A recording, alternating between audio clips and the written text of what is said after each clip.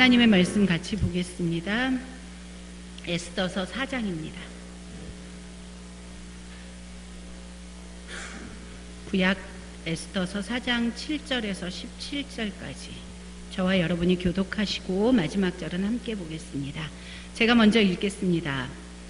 모르드게가 자기가 당한 모든 일과 하만이 유다인을 멸하려고 왕의 금고에 바치기로 한 은의 정확한 액수를 하닥에게 말하고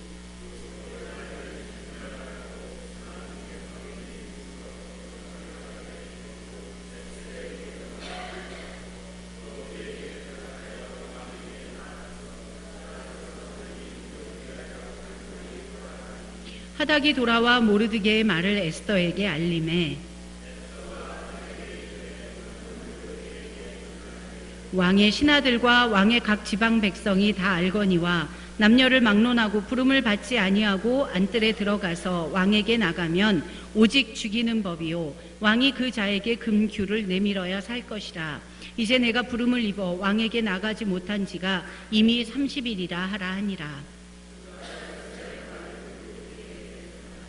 모르드게가 그를 시켜 에스더에게 회답하되 너는 왕궁에 있으니 모든 유다인 중에 홀로 목숨을 건지리라 생각하지 말라.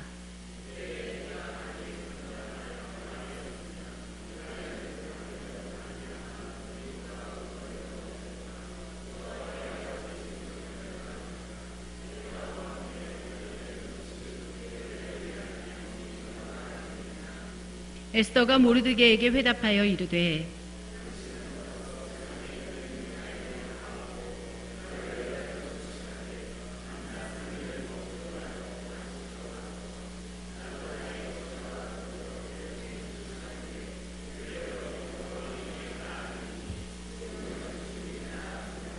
모르드게가 가서 에스더가 명령한 대로 다 행하니라.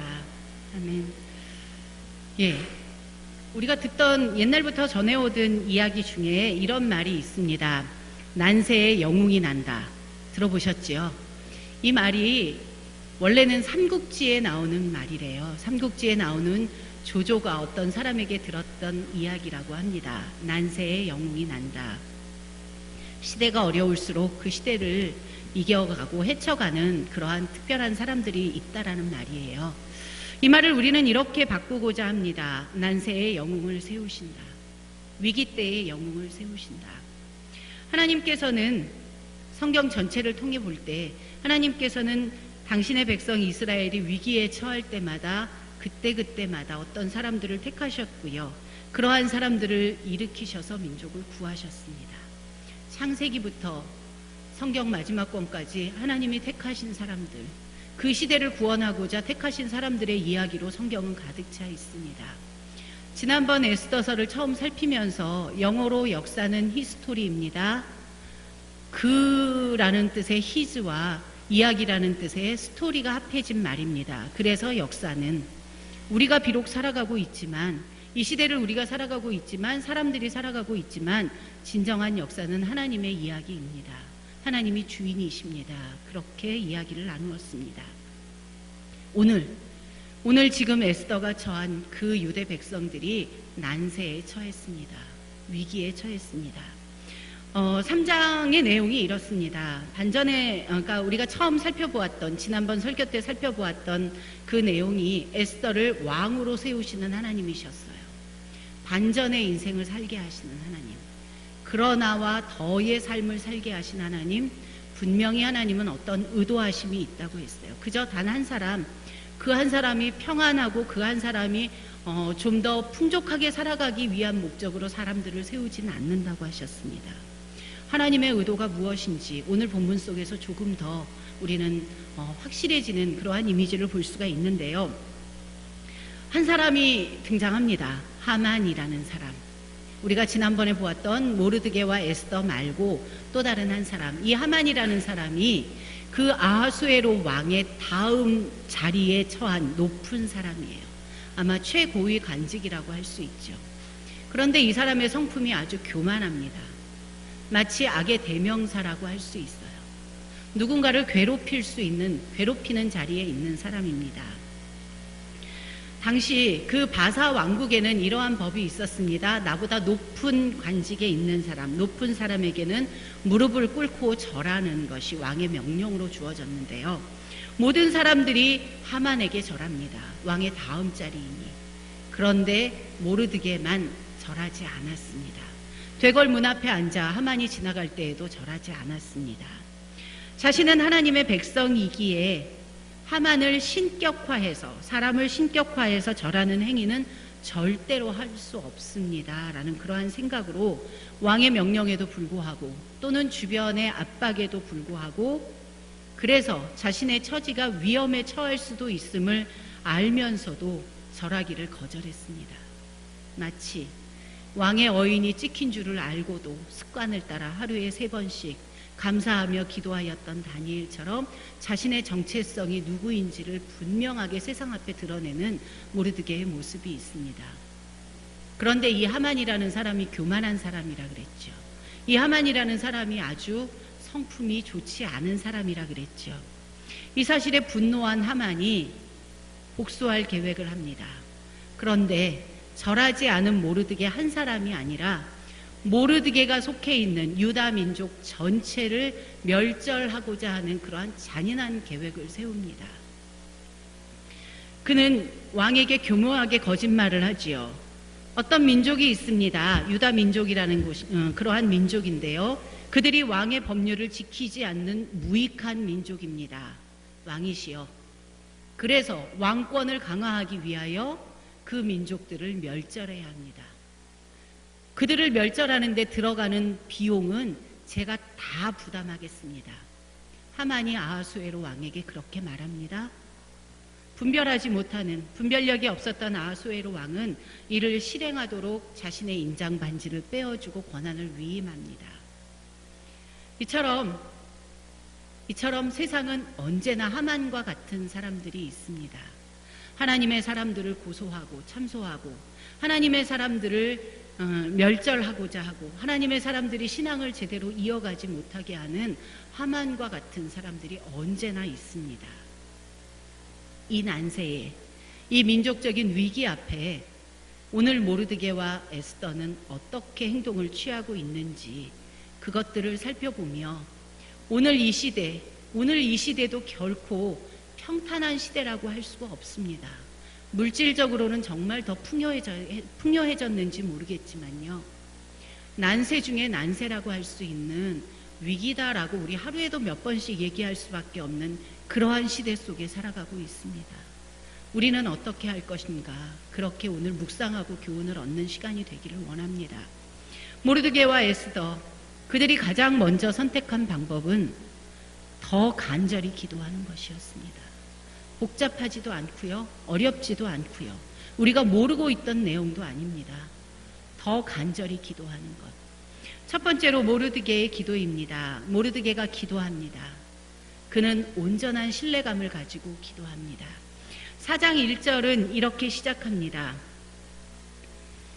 모르드게가 이 모든 일을 알고 자기의 옷을 찢고 굵은 배 옷을 입고 죄를 뒤집어 쓰고 성중에 나가서 대성통곡하며, 아까 우리가 3장의 내용을 살폈던 것처럼 이제 하만이 모략을 꾸몄고 그것이 결국 왕의 도장이 찍혔고, 그래서 왕의 도장이 찍힌 그 왕의 명령은 실행될 것이라는 모든 명령을 알게 되었습니다. 그 모든 일을 알고 모르드게가 가장 먼저 한 것은 기도하는 자리, 그 슬픔을 가지고 하나님 살려주세요라고 기도하는 자리로 나아갔습니다. 여러분, 고국의 소식을 듣고, 멀리서 고국의 소식을 듣고 예루살렘 성이 회파하였다라는, 고국이 아주 어렵게 되었다라는 소식을 듣고 느헤미야가 가장 먼저 했던 행동이 생각나지 않습니까? 두 다리를 펴고 슬피 울며 수일 동안 앉아서 금식하며 기도하였습니다.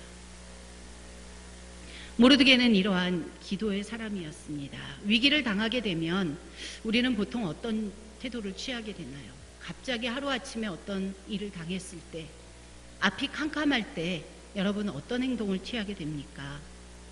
누구를 먼저 찾아가게 되나요? 어떤 사람들은 그냥 그 현실 앞에 좌절합니다. 광야 생활 내내 우리는 죽게 되었습니다. 망하게 되었습니다. 다 망하게 되었습니다라고 패배의식에 젖어서 불평했던 이스라엘 백성들과 같이 좌절하는 사람들이 있고요.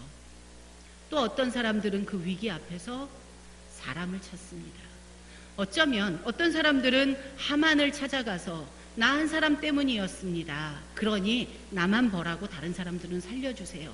라는 방법을 취했을지도 모르겠죠. 아니면 높은 자리에 있는 에스더를 찾아가 빨리 이 일을 해결하라고 그렇게 말했을지도 모르겠습니다. 대부분의 우리들이 행하는 태도가 위기 앞에서 처하는 방법이 이 두 번째인지도 모르겠습니다. 그런데 오늘 4장 1절은 이렇게 이야기합니다. 모르드게가 이 모든 일을 알고 하나님 앞에 대성통곡하였다고 합니다. 그는 하만을 찾아가지도 않았고 망하게 되었다라고 좌절하지도 않았고 높은 지위에 있는 에스더를 찾아가지도 않았고 하나님께 기도하기를 시작하였습니다. 이 믿음은 모르드게가 에스더와 나누었던 대화 속에서도 발견할 수 있는데요. 우리가 아까 읽었던 7절에서 17절까지의 말씀은 에스더와 모르드게의 대화 내용입니다. 14절을 우리 같이 한번 다시 읽도록 하겠습니다. 14절입니다. 같이 읽습니다. 이때에 내가 만일 잠잠하여 말이 없으면 유다인은 다른 데로 말미암아 노임과 구원을 얻으려니와 너와 내 아버지 집은 멸망하리라. 내가 왕후의 자리를 얻은 것이 이때를 위함이 아닌지 누가 알겠느냐 하니 모든 사실을 알게 된 에스더에게 모르드게는 이 위기를 해결하는 일에 나서줄 것을 요청합니다. 8절인데요. 제가 다시 한번 읽어드립니다. 또 유다인을 진멸하라고 수상궁에서 내린 조서 초본을 하닥에게 주어 에스더에게 보여 알게 하고 또 그에게 부탁하여 왕에게 나아가서 그 앞에서 자기 민족을 위하여 간절히 구하라 하니 왕에게 나아가서 그 앞에서 자기 민족을 위하여 간절히 구하라는 말을 에스더에게 전합니다. 얼핏 보면 에스더의 지위를 의지하는 듯한 사람을 더 의지하는 듯한 모르드게의 발언인 것 같은 그러한 내용인 것 같지만 우리가 방금 읽었던 14절의 내용을 보면 오히려 그는 하나님께 대한 분명한 확신을 가지고 있습니다. 이때를 위해서 하나님께서 너를 왕으로 세우신 것이 아니냐. 반전의 인생을 살게 하신 것이 바로 네가 민족을 위해 지금 일어나 움직이라고 하나님께서 세우신 것이 아니냐. 그러면서 이렇게 이야기합니다. 네가 나서지 않으면 하나님은 다른 방법을 통해서 분명히 우리 민족을 구원하실 것이다. 네가 아니어도 하나님은 우리 민족을 구원하시겠지만 우리 민족을 구원하는 것은 왕후라는 너의 지위가 아니라 하나님이시지만 나는 이왕이면 하나님이 왕후의 자리에 세워주신 에스더 네가 이 일에 동참하기를 원한다. 여러분, 모르드게의 이 대화 속에 이 대사 속에 모르드게의 마음이 느껴지십니까? 하나님은 어떤 방법으로든지 이 총체적인 난국을 해결하실 것이다. 이 나라를 살려주실 것이다라는 온전한 신뢰의 확신이 있습니다. 기도는 믿음입니다. 하나님께서 꼭 그렇게 해주실 것이라는 믿음이 있기에 기도하는 것입니다. 시편 86편 7절은 이렇게 말합니다. 나의 환난 날에 내가 주께 부르짖으리니 주께서 내게 응답하시리이다. 우리가 어려운 일을 당할 때에 이런저런 일을 당할 때에 그저 하나님 앞에 나와 열리지 않는 입술로 주여 한마디만 하고 신음소리만 낼 수 있는 것도 하나님이 내가 이렇게 논리적으로 문법에 맞추어서 기도문을 써내진 않아도 제대로 맞추어 제대로 기도하지 않아도 그저 신음소리만 내어도 하나님은 내 마음을 다 아시고 나의 기도를 들을 것이라는 그 믿음이 우리 안에 있기 때문입니다. 오늘도 하나님은 우리가 이런 믿음의 소유자들이 되기를 간절히 바라십니다. 환난이나 어려움을 만났을 때에 두려움에 사로잡혀서 좌절하지도 마십시오. 다른 사람을 원망하거나 인간적인 방법을 찾지도 마십시오. 오히려 하나님의 은혜를 경험할 수 있는 기회, 하나님을 더 가까이 만날 수 있는 기회로 삼는 저와 여러분이 되시기를 간절히 원합니다. 두 번째로 에스더가 기도합니다. 에스더의 기도가 있습니다. 에스더의 기도는 결단의 기도입니다. 그 당시 바사의 국법에는 또 이러한 법도 있었습니다. 누구든 왕이 불러야 올 수 있습니다. 왕이 부르지 않았는데 함부로 왕 앞에 나아갈 수 없습니다. 이 부분을 묵상하면서 왜 그렇게 북한의 김정은이 생각났는지 모르겠습니다. 어쨌든 말도 안 되는 그런 법칙이 있어요. 여러분의 남편 앞에 남편이 부르지 않으면 우리는 못 나간다라는 그러한 이야기예요. 있을 수 있는 일입니까? 그런데 바사 왕국에 그 당시에 있을 수 있는 일이었어요.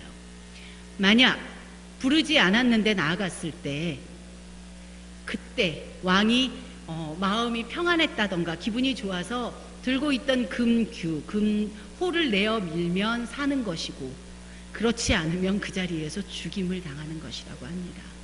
그런데 에스더는 왕의 얼굴을 보지 못한 지가, 왕의 부름을 받지 못한 지가 이미 30일이나 되었대요. 그 이야기는 내가 지금 왕 앞에 나아갔을 때 금호를 내어 밀 확률도 작습니다 라는 거예요. 이렇듯 에스더는 먼저 자신이 처한 상황을 돌아보았습니다. 그런데 모르드게와의 대화를 통해서 자신에게 반전의 인생을 살게 하신 하나님의 뜻을 발견하게 됩니다. 모르드게가 그랬죠. 네가 왕후의 자리에 앉은 것이 이때를 위함이 아니냐. 네가 움직여야 한다라고 이야기를 하고, 그렇구나. 내 인생은 이렇구나. 그것을 깨달았습니다. 민족을 구원하는 일에 이제 하나님의 동력자가 되기로 작정하고 목숨 걸고 왕에게 나아가기로 결정합니다. 그래서 그는 죽으면 죽으리이다. 그런 결단을 하게 되죠. 하나님의 일은 하나님께서 역사의 주인이시고 하나님께서 주도적으로 하시지만 언제나 사람들을 통하여 하십니다. 그러하기에 하나님의 준비하심과 우리의 결단이 만나는 자리가 하나님이 일하시는 자리입니다. 하나님께서 먼저 에스더를 왕후의 자리에 세우셨죠. 하나님의 준비하심입니다. 고린도전서 10장 13절은 우리에게 이렇게 말씀해 줍니다. 사람이 감당할 시험 밖에는 너희가 당한 것이 없나니 오직 하나님은 미쁘사 너희가 감당하지 못할 시험 당함을 허락하지 아니하시고 시험 당할 즈음에 또한 피할 길을 내사 너희로 능히 감당하게 하시느니라. 능히 감당하게 하시느니라. 하나님께서 준비하신다라는 그러한 말씀입니다. 우리 인생의 시험의 순간에, 앞이 캄캄한 순간에 우리는 하나님의 준비하심을 볼 수 있는 기회고 하나님의 준비하심을 발견할 수 있는 기회가 됩니다. 그럼에도 불구하고 하나님은 언제나 사람을 통하여 일하시기에 우리의 용기와 우리의 결단이 필요합니다. 이러한 결단을 가지고, 죽으면 죽으리다라는 결단을 가지고 에스더가 먼저 요구한 것은 자신은 기도하겠다. 3일 동안 먹지도 마시지도 않고 밤낮으로 기도하겠다. 모르드게에게 당신은 돌아가서 유다의 모든 백성을 모아서 나와 함께 3일 동안 기도해 주시기를 바랍니다. 16절을 다시 한번 같이 읽습니다. 16절입니다. 당신은 가서 수산에 있는 유다인을 다 모으고 나를 위하여 금식하되 밤낮 3일을 먹지도 말고 마시지도 마소서. 나도 나의 시녀와 더불어 이렇게 금식한 후에 규례를 어기고 왕에게 나아가리니 죽으면 죽으리이다 하니라. 이후에 이들이 이렇게 온 마음을 합하여서 온 민족이 함께 기도한 후에 일이 어떻게 진행되었는지 우리는 이미 알고 있습니다. 한 사람 한 사람은 참 약해요. 여러분 자신을 돌아보면서 내가 이렇게 부족하게 기도하는데, 나는 이렇게 부족한 사람인데, 나는 기도도 잘 못하는 사람인데, 우리 모두는 그렇습니다. 그렇지만 이런 작은 한 사람 한 사람을 모아서 그 기도를 들으시고 일을 이루시는 분은 하나님이십니다. 기도는 결단입니다. 위기 앞에서 스스로 문제 해결점을 찾으려는 시도에서 떠나서 이제 주인이신 하나님을 만나고 하나님의 해결점을 믿고 동참하는 결단입니다. 말씀을 정리하겠습니다. 기도하는 자들에 대한 하나님의 응답이 있습니다. 우리 다 알고 있죠. 예레미야 33장 3절 말씀입니다. 너는 내게 부르짖으라. 내가 내게 응답하겠고 내가 알지 못하는 크고 은밀한 일을 내게 보이리라. 다음 시간에 살펴보겠지만 하나님께서 정말 기도하고 부르짖는 이들을 위해 크고 은밀한 일을, 크고 비밀한 일을 준비하고 계십니다. 미쁘신 하나님의 약속을 바라보면서 모르드게처럼, 에스더처럼 온전한 신뢰를 가지고 결단하면서 기도하는 우리 영암의 모든 식구가 되시기를 정말 간절히 원합니다. 찬양하고 기도의 제목을 나누도록 하겠습니다. 기도해야 함을 알면서도 기도할 수 없는 사람들이 있습니다. 너무나 힘들어서. 몸이 아프면 밥을 잘 먹어야 돼. 억지로라도 먹어야 돼. 그래야 약을 먹고 기운을 내서 병을 나을 수 있어 라고 말하지만 우리 모두 아파봤잖아요. 아는데 힘이 안 나요.